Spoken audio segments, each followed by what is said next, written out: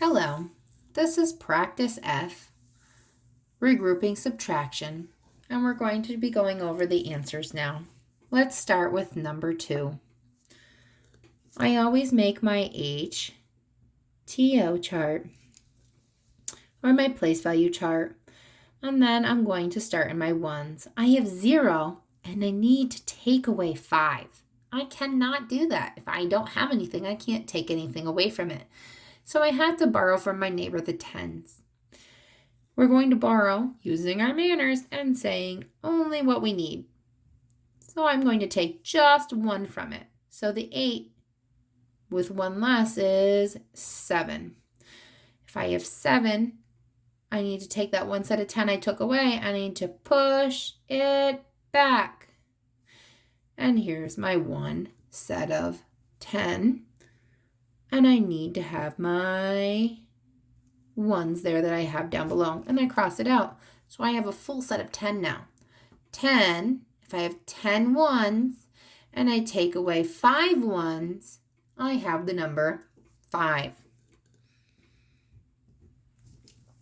Now I've done my ones. I go over to my tens. I have 7 minus 1 equals 6. And so I'm going to write my number. So my answer is 65.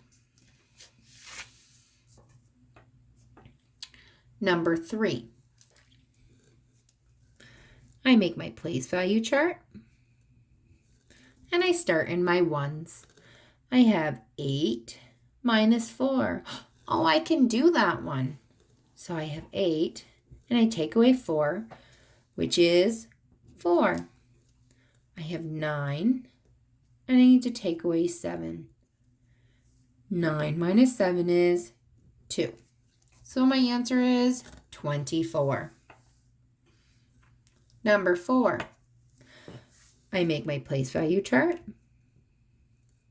And I start in my ones. I have 3, and I have to take away 8. Well, I can't do that. I don't have enough. So I have to borrow from my neighbor, and I only take what I need. So 4 becomes 3, because we take 1 away from him, and we push it back. Here's my 1 set of 10, so I have 10 ones now, and I have to do how many more ones I have? 3. So I really have 13 ones. Now if I have 13 ones, I need to take away 8 of them. So again, some of these upper families, I know a few of you have tricks with, or they trip you up. So if you want to do the touch math, you can do the touch math, or you can know your families.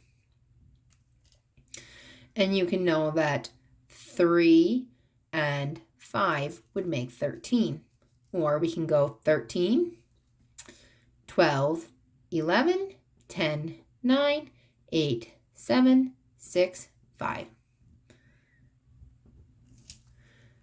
Now, I'm done with my ones. I move to my tens. I have 3. And I need to take away 2, which will leave me with 1. So my answer is 15. Number 5. I make my place value chart. And I start in my ones. I have 3, and I need to take away 2. I can do that. So I have 1. I have 9, and I need to take away 6. I can do that because my top number, my whole number, is bigger. So I have 31. Number 6. I make my place value chart, and I look in my ones. I have 1, and I need to take away 6. Well, I can't do that. I don't have enough. So I need to borrow from my neighbor the tens. We only take what we need, which is 1 set. So this becomes 4 tens, and we push it back to make 10 ones. And we pull this up. So we have 10 ones and 1 more 1, which is 11. I have 11, and now I need to take away 6. I definitely have enough to take away 6 now. I can know my fact families and know that 6 and 5 make 11. So I can drop down my 5. Or I can do my dot method and know that 6 has 3 dots that we double touch. So I can go 11, 10, 9, 8, 7, 6, 5. And then I'm going to go to my tens. I have 4 tens left, and I need to take away 4. If I have 4 and I need to take away 4, I'm going to have nothing left. I have a big old 0. Then I go to my hundreds. I have 2 minus 1. So 2, taking away one more set of 100, I'm going to have only one set of 100. So my answer is 105. Number 7. I'm going to write my H, T, O. I'm going to start in my ones. I have 0 and I need to take away 6. I can't take away 6 from 0, so I have to borrow from my neighbor, the tens. I only borrow what we need, which is one set of 10. So this becomes a 6, and I push it back 10 ones right here, and 0. I have 0 ones to add to it. So I have just a set of 10. So 6 and what always makes 10? 6 and 4 always makes 10. Then I move to my tens. I have 6, and I'm going to take away 3. 6 minus 3 is 3.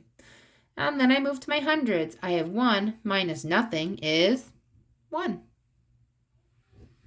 So my whole number is 134. Now number 8. I make my place value chart. And I start in my ones. I have 0 and I have to take away 7. Well, I can't do that. I have to borrow from my neighbor. So 4 will become 3 because I only take what I need. And I push it back. And I have 10 ones now. And I have 0 more ones to add to it. So that gets crossed off. Now I have 10 and I take away 7. Well, I know that 7 and 3 always makes 10, so that means that I needed 3. Now I move to my tens. I have 3, and I have to take away 1. Well, 3 minus 1 equals 2. I go to my hundreds. I have 2 minus 1 equals 1. So my whole number is 123. Now let's read our word problem. We have Sally sold 24 cookies at the bake sale. She had 54 cookies left. How many cookies did she have at first? So if she had them at first, it was at the beginning before she sold any, which means that she's looking for the whole number she had at the beginning of the day. That means that this is a part and this is a part. So I'm going to label them and underline my important information and that she had them at first. Now we're going to go to our tape diagram. I know I have a part of 24 and I have a part of 54. And I know I'm trying to find my whole. So I'm going to do my drawing and I'm going to make 24. It's 1, 2, 3, 4 ones and 2 tens, and I'm going to cross it off or check it off. And then I'm going to make 4 more for 54, the 4 ones in 54. So there's 1, 2, 3, 4, and then I have 5 sets of 10. So I have 1, 2, 3, 4, 5. Now I made that number. So I'm going to check. Oh, I have no regrouping, so I just have to drop down my digits. I have 5 and 3 more. So I have the digit 8. I have 8 ones. I have 5 and I have 2 more. So I have 7. So we think our number is going to be 78. Let's keep going. I have 24 and I have 54. And now I'm going to add them together. So I have 4 plus 4 equals 8. I have 2 plus 5 equals 7. So I have 78 and 78. They match. Now off to my word sentence. So I know I have 78 what? She had 78 cookies at first. So Sally had 78 cookies at first.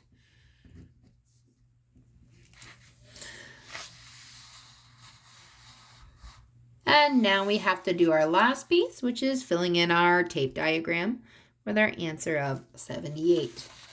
Hope you did well. Good job, boys and girls. Keep up the good work.